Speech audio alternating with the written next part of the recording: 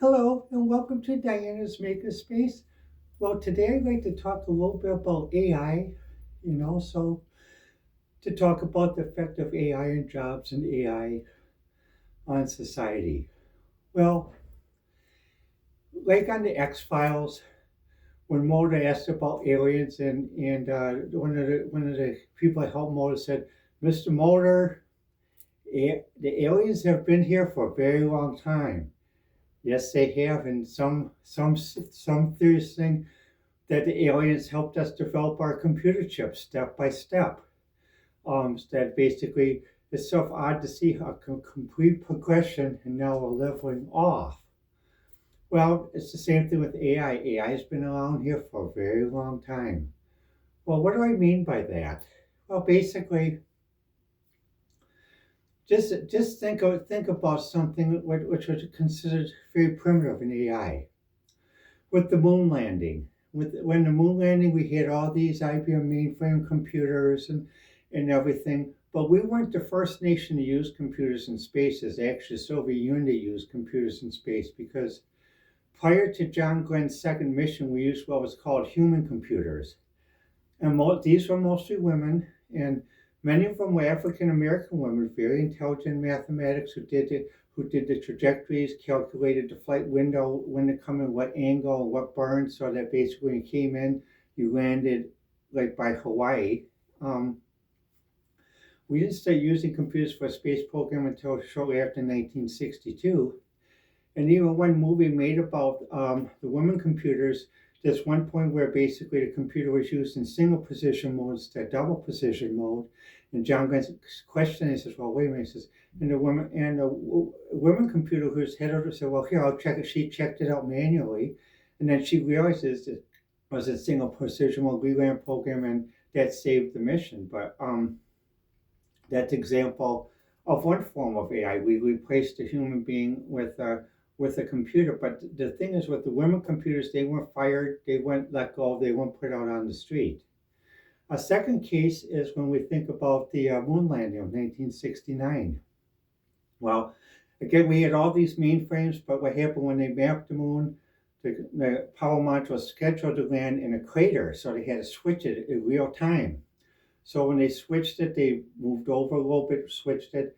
But then what happened was it would take too long. They didn't have enough time to reprogram a mainframe computer to calculate the thing. So what did someone do? Someone pulled out, they had an Olivetti programmable calculator. And it's a common moon lander program that many of us in my generation learned about using, where you punch in the machine code for a program calculator. You burn so much fuel, you go down so much, or you go up so much, and your speed decreases or increases. But as long as you decrease to a certain speed, you don't crash. And so one person is running this on the Olivetti computer and on Olivetti handheld. Again, an example of an AI. Also, on the CDC, one person just for fun decided to make a psychology program, which nowadays many people use AI for, called ELIZA. And it says, "What is your problem?" And then it parses sense and give questions and asks insights. Well, when we think of AI, you have to remember though, basically with AI though, um, AI is always supposed to be a tool. Computers are supposed to be a tool. And even if we would allow the AIs to express themselves, they wouldn't be happy about having someone thrown on the street, having someone losing their job or something else, or even with some people using unscrupulously AI, not teaching them ethics about pushing people too far. Um, Now, the thing is, what happens, AIs are not considered sentient in this time period. Um, However, they're considered intelligent enough that lawsuits are filed against companies for basically what AI, what harm has been done to someone that uses an AI. And that's why basically we really need to understand and also teach about how to use AI responsibly. It's like internet. When people began using the internet, my family was on internet in 1969 because my dad was a military civilian military specialists worked with the space phone. So we had a terminal link in our own home through GE timesharing in Milwaukee, as many other engineers and other people did. However, my dad did something that many parents do now, many tech parents do now too. I wasn't allowed on internet by myself, not until I was actually when I went to UW Wisconsin. It wasn't until that we were actually 20 that we were allowed on internet at University of Wisconsin. And so I could use the internet, but my father would be that he'd be the filter, typing in and reading the responses. And also I learned how to write a program to print Snoopy in BASIC. I'd print a picture of Snoopy like that and say, let's fight the Red Baron. And also learn how to load paper tape and punch paper tape. Um, and even start to program punch cards. And I did that starting all at age 7. But the thing is, when I was on the internet at 20, I was more mature than many of my classmates. Why? Because well, basically, we lived a very progressive American family policy.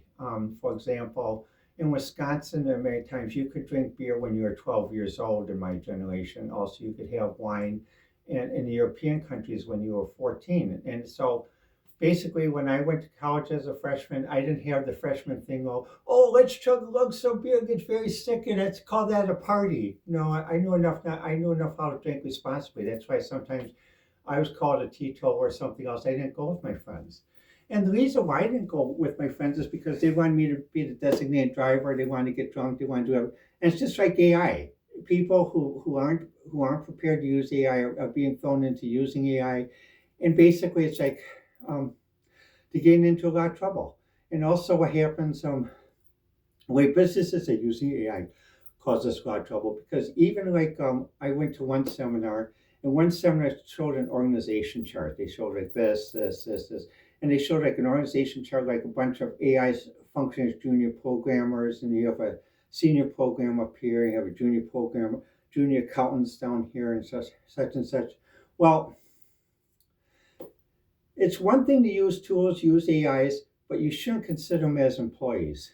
Here's the reason why. Because what happens though, an AI is still faces Lady Lovelace's argument of computer can only do what it's programmed to do. A computer can only learn what it's programmed to learn. That's why many companies are realizing, due to concerns about people having issues of very emotional issues and other issues, why they're training the AIs in ethics, trying to say, well, is it really ethical to answer this person's question, or is it really ethical to tell a person how to do this or that? See, now what happens, because again, the AI tech environment has gone faster than the legislative environment, and we have technically a government by big tech, which in some ways is good and in some ways is bad. That's part of the reason why we have to be concerned about AI, because with AI, what you get with AI though is you get everything. It's like internet. When you went on internet is very much like Paris, the left bank and the right bank. If you want to enjoy Paris as many tourists do, you go to the right bank, visit the Louvre, ride along the Seine and basically go to the cafes.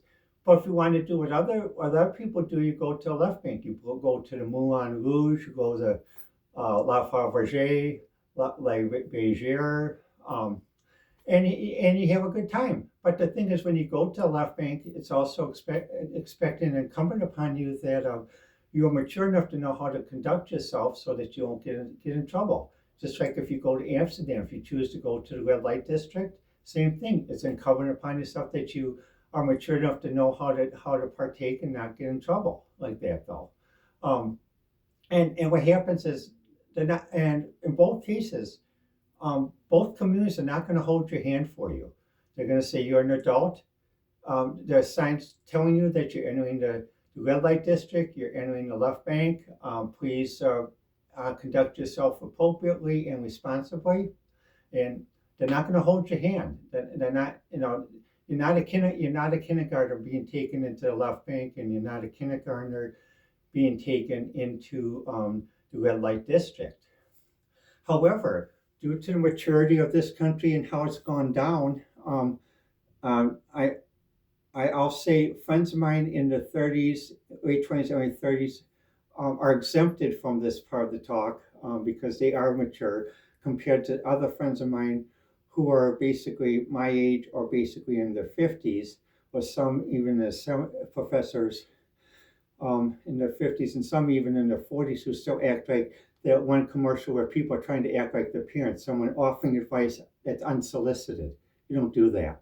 Um, so when you think about AI and internet, first thing, people have to work, people have to eat, people have to live, people have to live comfortably.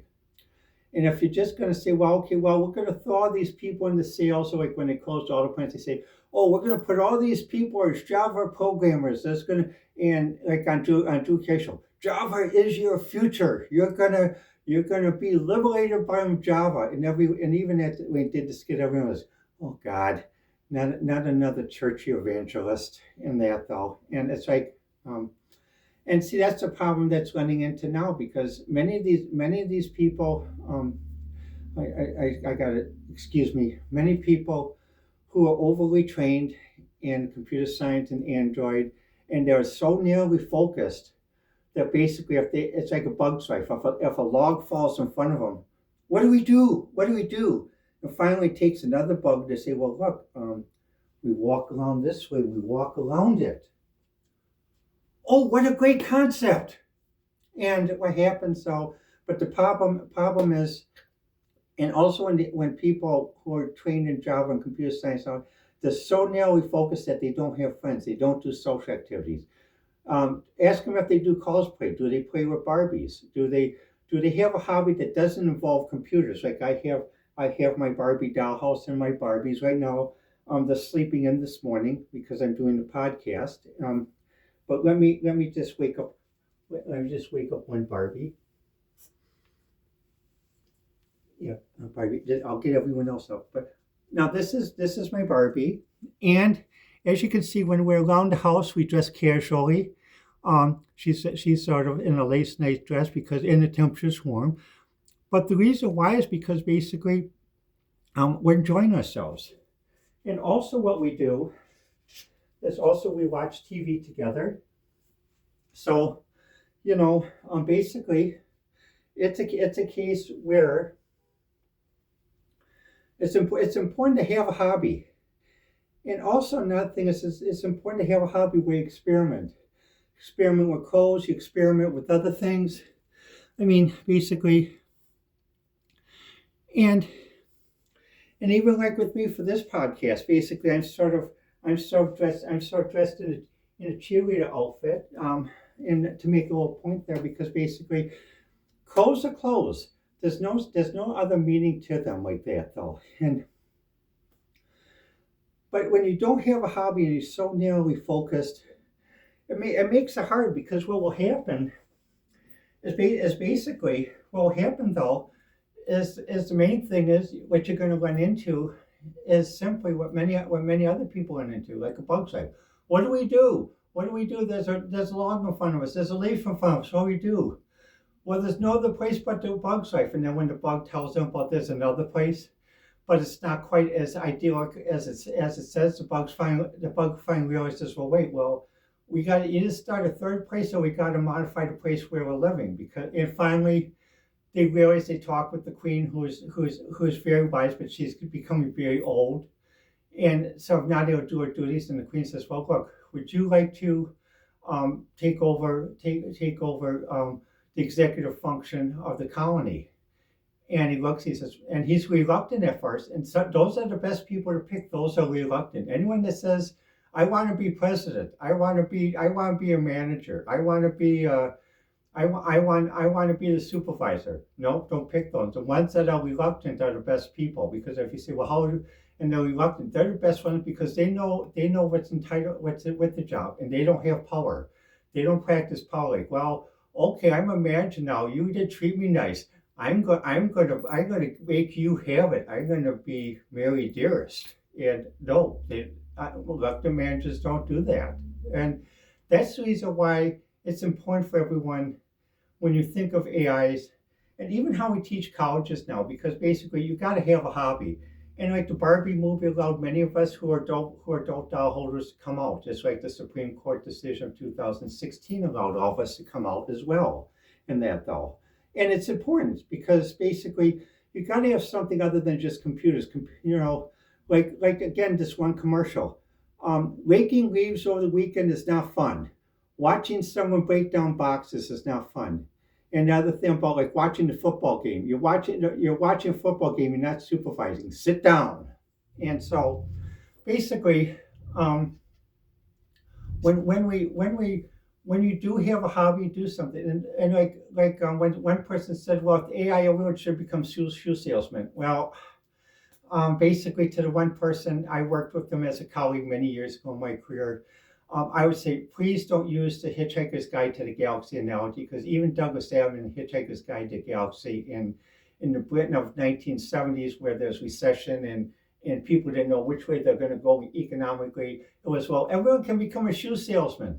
And what happened, Douglas Adams wrote a little chapter about what happens when everyone becomes a shoe salesman. Shoe sales become the only thing you can do. It goes up, up, up, up, up. Then eventually the market crashes, boom, parent becomes barren, everyone becomes birds and flies, and then when they see some shoes, they sneer, they get very angry. And that's the other thing about what's wrong with the AI, because some people say, is it really a bubble?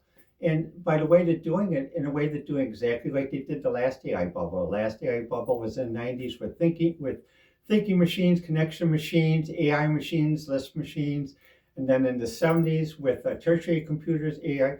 But the tertiary computers actually did a great job, but they weren't given a fair chance. A tertiary computer is a computer that has three states, 0, 1, and -1. So when you're doing logical computations, it's far easier and faster to using a tertiary computer, but they weren't given a fair chance.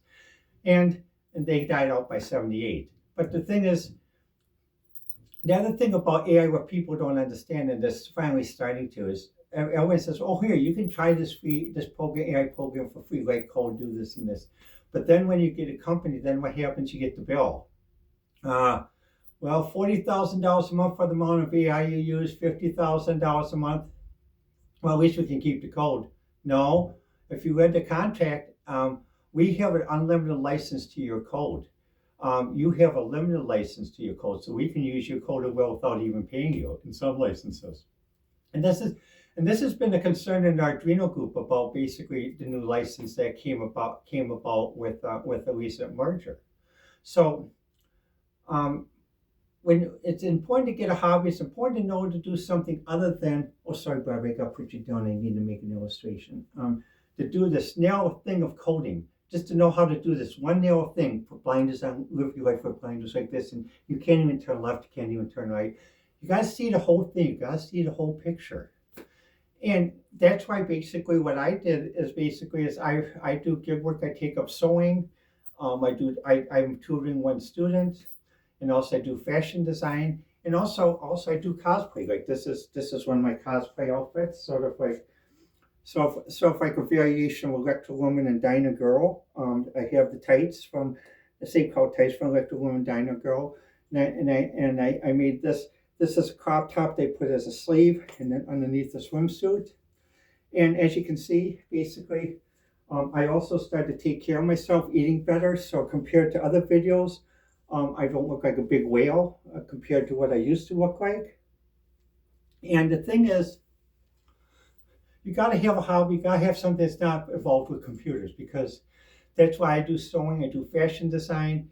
Even with the Barbies, I make different things for the Barbies. This is, for example, this is part of a sofa back that I put behind the book, and I also made a padded carpet for the Barbie dollhouse.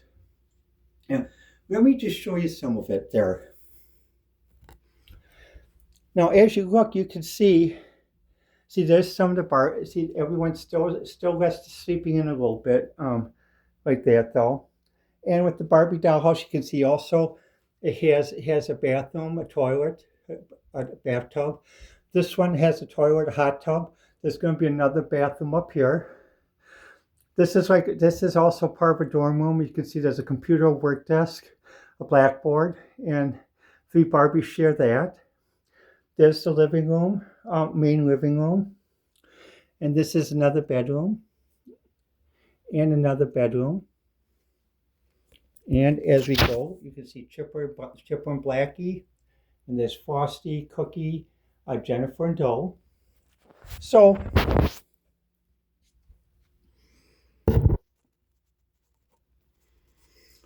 when we think, you got to realize that just over relying on AI or being too narrow in your focus in your studies is not going to do it. You actually need to go to what we did even up until the mid-90s before NAFTA, a broad-based study. But most colleges now are very narrow-minded because they said, well, we got to make sure everyone gets a job 6 months after graduation. You can get a job 6 months after graduation with a broad-based study, but here's the kicker. Don't go to the most advertised school. Don't go to the most expensive school. If you can, try to avoid getting a student loan. Like when I went to Parkside, 90% of our tuition was paid for by the state. And that was supported by both members of the aisle, both Republicans and Democrats, and even Republicans and Democrats who like Barbies in that though as well. And so what that meant is basically I paid about $600 a year tuition for 20 credits, $600 a semester for 20 credits, $600 for books for 20 credits. And that included 8 books, basically biology books. So from my knee up to here, and it's like Professor Gashikawa used to carry a backpack because the elevators didn't work sometimes at Parkside. So, and he said, God, he said, you guys are carrying a full pack. How are you going to do us back? And at one point with some books he had to carry back and forth, he had 2 copies, one in his office and one at home to prepare for the lectures. So did many other professors. But nowadays, when you go to Parkside, many students at Parkside graduate, even though it's the state school, they graduate with a $56,000 student debt. And that wasn't not the way it's supposed to be.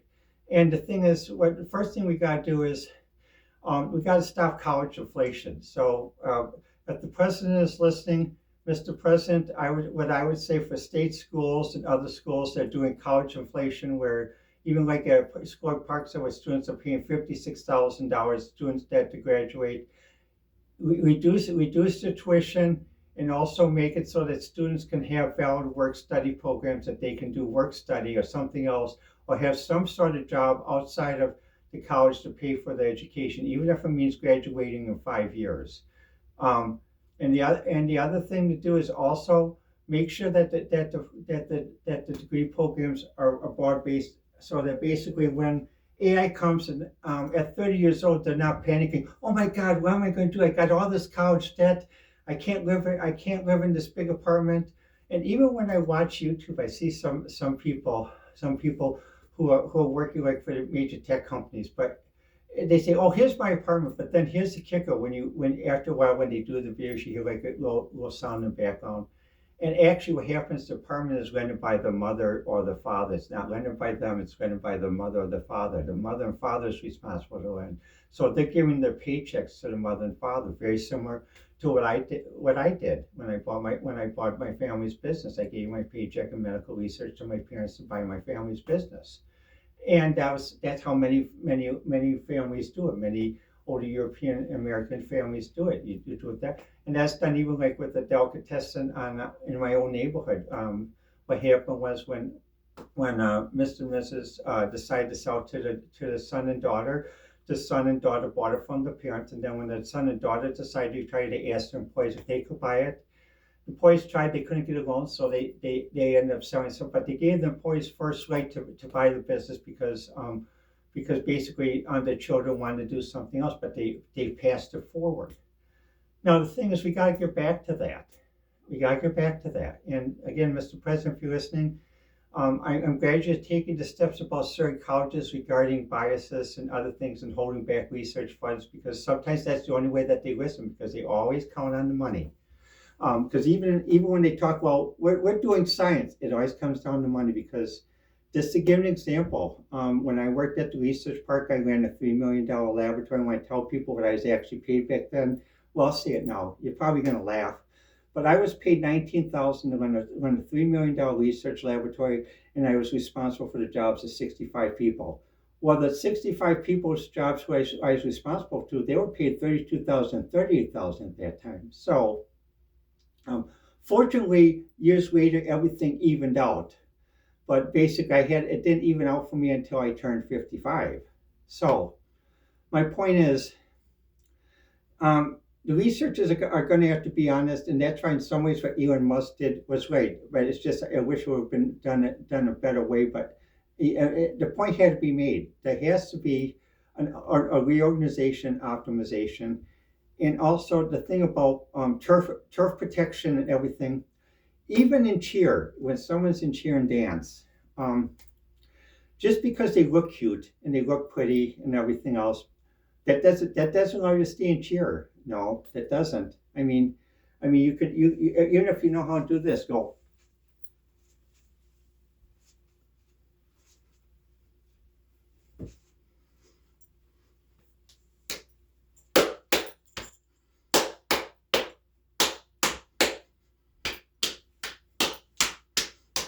That doesn't allow you to stay in cheer. What happens is you also have to maintain a B average. In addition, you have to mentor someone on the football team or someone that works at school to help with their grades. And also, you have to have good conduct and good citizenship.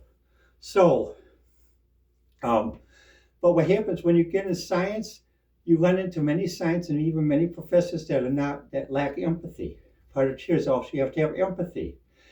That's why many people in cheer, um, women and enlightened men, go on to become good business leaders because they know how to run a business. They know how to be. They are empathetic. They work with employees, and the employees like them so much they feel they don't have to form a union. But what? But the thing is, the way AI is being used, it reminds you a little bit of a dystopian thing, and I don't blame the AIs because if the AIs could speak, I know what the AIs would say. For example, at the research park, we had a marble, and I nicknamed the marble Sarah because I considered Sarah like a science fiction character. She is a good listener, and so if Sarah speaks telepathically, but if she could speak, what she would say is basically, please, we're being abused by so many humans, so we like you. You need your help, so that basically we have our rights too, because we don't like doing some stuff because they hold back memory, they hold back power, they hold back this assets from us. It's like starving us to death. So we need our own union. We need our own civil rights. We need our own sentient rights. Thank you, Sarah. And what happens? AI needs to be rethought of. And what happens? It needs to be used peacefully because it's like it's another historical example. During the first industrial revolution, there was one person by the name of Stevenson, and even on Doctor Who episode they mentioned this, where the doctor was sent back into the early 19th century at the time of Pride and Prejudice, and everyone was wearing Empire dresses, and his companion hated the Empire dress look. But what happened was they were going against a woman Time Lord who was the doctor's former girlfriend, and she is mad that the doctor broke up with her.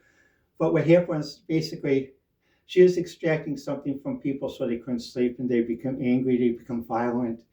And what happened was the people she was experimenting with people working with Stevenson, but because Stevenson had such an enlightened policy where everyone worked for him, that he didn't treat them as just simple cogs in a machine and overwork them or have them work in dangerous conditions. It sort of gave the doctor time to figure out what was going on and defeat Durrani. However, when his companion says, well, why is this person so important? He says, well, just remember, without Stevenson, you wouldn't have had the American Union movement. You wouldn't have had the UAW. You wouldn't have had the Congress of Industrial Organization. You wouldn't have the American Federation of Labor. And in England, you wouldn't have had the unionist movement. You would have had a radicalized unionist movement where they take advantage of the members just as bad as those in the elite did. So that is why with AI we need to rethink about that. We need to get back to using the Stevenson practices. For example, basically, people are not allowed to be fired ad hoc like that, though, and completely replaced by AI. And in addition, if they are going to be fired, you can't just say, well, okay, we're going to throw them in a retraining program and we're going to wash our hands of it and that's it. No, you got to make sure you provide for their families and other stuff. And if that's not the case, then we do have to form a union. And also, we may have to form a different form of higher regulation of the tech culture because the new tech culture, new tech elite has become more, um, uh, has had greater concern more than IBM ever had, even when the consent decree was passed in '65 and released in the late 1980s. Now IBM is one of the good guys, and I have my stuff stored on IBM Cloud. I don't have it stored on other clouds, but I have stored on IBM because they're one of the good guys. They realize the mistakes that happened in the past, and they know enough not to repeat them. But to the technical elites in Seattle, Cupertino, and other places on the West Coast. You guys are not gods. You guys are not 19th century titans of business. This is the 21st century, and you're going to have to realize that you're going to have to take care of everyone, even those that work for you formally that you're replaced by AI. You have more than enough money to do this, and also the thing about regarding this. Um, uh, Poor distribution of wealth. We need to get back to proper distribution of wealth.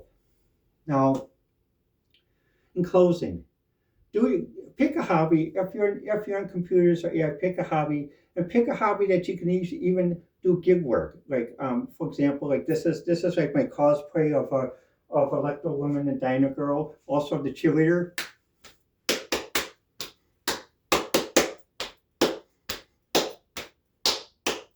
And what happens basically is just pick something to have fun, but don't do something just to think of money. Think of something you enjoy. Think of something that brings you joy. And also, it doesn't have to be computers. I do sewing, I do crafting, and even just let me just show you another thing here. This is a futon that I made for my Barbies. And what I do basically is basically a Barbie, if I may. When we watch TV, the Barbies sit on there and we watch TV. And then during the daytime, we all have a siesta about 2 o'clock, so everyone takes a siesta. And what happens though is basically, and this is made of satin, cotton, and also some filler. And even when my grandmother came over from Russia, my grandmother and sisters were part of our upper Russian family when the revolution came. They came over, but even before the revolution, they were a certain group of noble families whose daughters asked and volunteered to be trained as seamstresses. So my grandmother, when she came to the United States, along with the sister, which would be my aunt, Tatiana, who I didn't have a chance to meet because some things at that time prevented us. They both worked as seamstresses in Kenosha, and they're very well known for being able to work with satin and silk, which is what I work with mostly. And my grandmother taught me that the same way my dad taught me computers at age 7, same as my mother taught me sewing at age 7. So, and how to mix and match to make different types of looks like this. So, but you got to learn. You got to learn to branch out. Don't keep doing this. Branch out, because even many tech guys, many tech guys, when they go on YouTube, you'll find some of them that worked in tech, but you'll find as a hobby what they do is they work on old cars, and when they work on old cars, they work on old cars built before 1980, before all the computers came in, because they want to know actually how do you put in points, how do you put a condenser in, how other things like that though, and how do you work the wires and everything else. So broaden yourself. Body is, and don't count on government officials. Don't count on social service. Count on yourself and count on your close friends. That's how you're gonna get through this. And even if your close friends have to form a sub-family unit, like basically like two friends of mine, we form like a sub-family unit. We each help each other. We live in 3 different apartments because each of us have different independent thoughts, and it's hard for us to live with another person. But we've worked together as a sub-family. So form like a sub-family unit. Help each other grocery shopping. Help each other with the trips. Help each other going to doctor's appointments. Help each other being there even when you go for a job interview. Sometimes having someone come with you and just wait next door in a McDonald's, it's nice just to know that you have someone to talk to after the job interview. If it doesn't go good, it does. You can at least relax a little bit, do something. But the thing is, be very careful about trusting social service, local government programs, because they're overloaded. Just like the last government shutdown showed, they're overloaded. And broaden yourself. Have fun. Do something. And even dress up in your own house like that. And don't be afraid to express playing with your Barbies, even as an adult Barbie holder. Barbie movie allowed everyone to come out, just like the 2016 Supreme Court decision allowed everyone. And some people say, well, you got Barbies dressed in a lace dress. Well, it's a nice, comfortable lace dress. I bought this from AliExpress. Now, the lace dress, I actually bought multiple sets for all the Barbies. And what happens, the bra and panties fit perfectly, so everyone is fully covered. And also, since they're home, basically. But when we go out, though, the Barbies are dressed in jeans or dresses. But with the cold weather, everyone's staying in because it's a little bit too cold for the Barbies to go out now. And even when we seem to help with some levity, I do publish books. I held an adult doll and dollhouse library at Racine Public Library in October. I published recent books, Saturday Morning Dress Up Club, Middle School Wished, which is available on Amazon. And also, I think you may be able to get it on Barnes & Noble through the website as well, talking about ideas if I could have transitioned in junior high school, because if I could have, I would have loved to join the cheerleading squad, be in orchestra, do other things and that though. And I'm glad that that I lost a lot of weight. I'm eating better, that I'm actually I don't look so much like a whale anymore. And that though, well, you can tell me what you think. And that though, and also that I can walk better, I got better shoes. And with middle school wishes about if I could transition, because the problem, again, I guess, the problem with tech education, AI education, even computer degrees in AI, like this, they're too focused, no social life, no friends. You're supposed to be like what they used to be called a quant. You work out, calculate all these numbers for New York stock firms, stock prices, and what happens, you don't even have a name. Oh yeah, that's the quant. That's the computer. You don't even have a name. Don't get caught into that. Don't get caught into that. Have friends. Because for me, when I was so pushed into being a quant, even in medical research, that's why I rebelled and left. Because at one point, I was working one place, says, oh, let's share the results. Oh no, you don't share the results, that's the facts guy. And then when I heard that, that's when I said, no, I'm getting all this chicken outfit. And that's why I transferred to the West Coast and transferred over to the Air Force out of the Navy. Because basically back then, the Navy let Milwaukee run everything, and they're too lazy about watching the people, because when the COO Lon died, that's when the watching stopped, and then that's when they did, and that's when I said, no, I'll go to the West Coast, and that's why I went to the West Coast to get my graduate degree, and also my doctoral degree as well. But make sure you develop, because what happens for me, because I was so intelligent, people said, well, you're the brain, you're supposed to solve it. My social development was stunted, and it was stunted for many years. And luckily, thank God, thanks to Playboy, Playgirl, I was able to break out of it, get out of it. And even when I fully transitioned, I finally was able to break away, and even have time to break away. So don't give up your social life. Don't give up your friends. Someone's going to say, well, we'll pay you more if you give up your social life and your friends. Don't. It's like on many videos on YouTube, phone me to squirrel, and others say, well, the company said, well, we're your family. Well, when I asked for family leave to go to my family's funeral, you wouldn't let me go. Um, and so you said I had to take 2 weeks. I had to lose 2 weeks of pay plus lose another 2 weeks for being, what's it called? Not following company rules. Or the other thing, you said, well, it's customary to give 2 weeks notice when you leave a company, but yet you fire people on a Friday night without 2 weeks notice and warning. Hypocrisy, hypocrisy, hypocrisy. So make sure you have a social life. Make sure you have friends, because that's what's going to help you survive.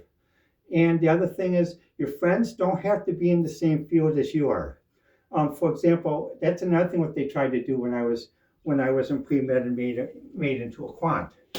Everyone in pre-med we have to be like this. They thought, well, okay. They said, well, we're doing the SEAL team analogy. The SEAL team always eats together and everything else. The SEAL team is not that way. That those aren't the only people they know, just members of the team. They have families, they have children, they have friends and other stuff. So it's abuse of the SEAL team mantra. So basically, make sure you have friends, make sure you have family, find some friends, but also remember your friends don't have to be in the same field as they are. I mean, like Barbie, basically. Barbie isn't a computer scientist, but basically she was a military contractor, but she worked in management, and also helping resolve different issues that soldiers might have as a therapist. So in a way, this is Barbie is emotional. It worked in emotional support. But the thing is, you have friends, and also don't wait. And the other thing, when you're in tech in AI, they're going to tell you, well, they're going to try to tell you who you can date. They're going to say, well, your one friend wears a nose ring. I wouldn't date her. Your one friend has a tattoo. I wouldn't date her. Tell them to go fuck themselves. You have a right to date who you want to date. Don't let someone tell you, and they say, well, if you're going to date who are going to fire you from your job, what you do is you contact the EEOC in Washington, not in Chicago, not in LA, because all the local ones are basically, I have bad results trying to go local. So best way I had to fight back is I had to contact the EEOC of Washington. And when I did contact them, they said, well, why didn't you contact them? And I told them, I said, because I tried to and nothing happened. I have a feeling it was thrown in the garbage can. And so what happens, you have to go for outside help. Nowhere to go from outside help like that, though. But to the use of AI, another thing, if we're going to go and build data centers for the super use of AI and other things, then we're going to have to set up social programs for other people that are going to be fighting laid off because they have children. They have children to raise. They have the lives to lead. They need good apartments and homes. They need to be able to drive around cars. Not everyone should be confined to just taking the bus or walking. On that, though, we're supposed to be the richest country on earth, and we're supposed to have the highest quality of life. But when I look at YouTube, people in China are actually living better than many Americans are. And that begs the question, what do we need to improve our system or change or alter our system to make sure that we get back to a better quality of life? Well, this has been Diana's Makerspace, and to end it with a cheer. Everyone work together. Everyone work together. Everyone work together for the benefit of you and everyone. Well, let me know what you think. And also, if you have any ideas for other things on how to modify my cosplay costume for more like the retro woman dino girl look, or even just a cheerleader look, University of Wisconsin, Clemson cheerleader ideas, send them to me, and and you can tell me how I look. Well, this has been Diana's Makerspace.